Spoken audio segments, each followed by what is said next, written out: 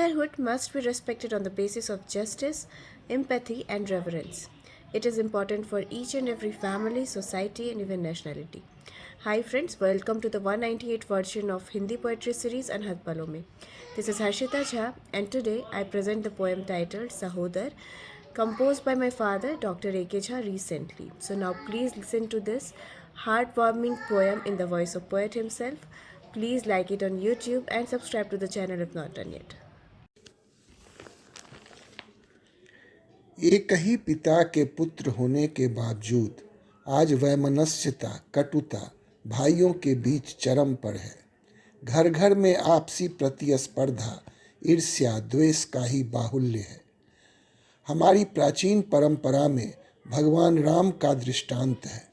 विभीषण ने आखिर नीतिगत कारण से ही रावण का साथ नहीं दिया था। आज समाज को भ्रातृभाव की उपादेयता समझनी होगी। इससे हमारा परिवार, समाज और राष्ट्र सभी सबल होगा। इसी भाव में आज की मेरी कविता सहोदर। तो प्रस्तुत है कविता सहोदर। एक सहोदर रामचंद्र के, एक सहोदर रावण के भी, पर जो आज सहोदर होते, बिन पेंदी के लोटे होते। नीति नियम से कोई न नाता, ईर्ष्या द्वेष में भींगे होते। प्रतिस्पर्धा में पींगे भरते, कटुता में ही जीते होते। भ्रातृत्व भाव की बात कहाँ हो, उल्टी गंगा रहें बहाते। कर्तव्य भावना ताक पर रखकर अधिकारों का स्वांग विरचते। कपट करने में लाज न आए, छल करने से बाज न आए। दुश्मन भी शर्माए इनसे, इनके सब अंदाज यूं होते। यूं विरले अब भी कुछ ऐसे, जिन पर ये लागू नहीं होते। पर मुट्ठी भर ऐसे भाई, जगत की रीति बदल नहीं सकते। कैसा यह परिदृश्य बना है, कलयुग का ये विशेष्य बना है। घर घर की है यही कहानी, दुखती रग की राम कहानी। किस पर अब विश्वास करें हम, स्थिति यह जानी पहचानी। कोई तर्क की बात न करता, बस कुतर्क ही चलता रहता। ऐसे जो हालात हो गए, दैव भी अब क्या कर ही सकते। जब बुद्धि विपरीत हो गए, विपत्ति काल अब टल नहीं सकते।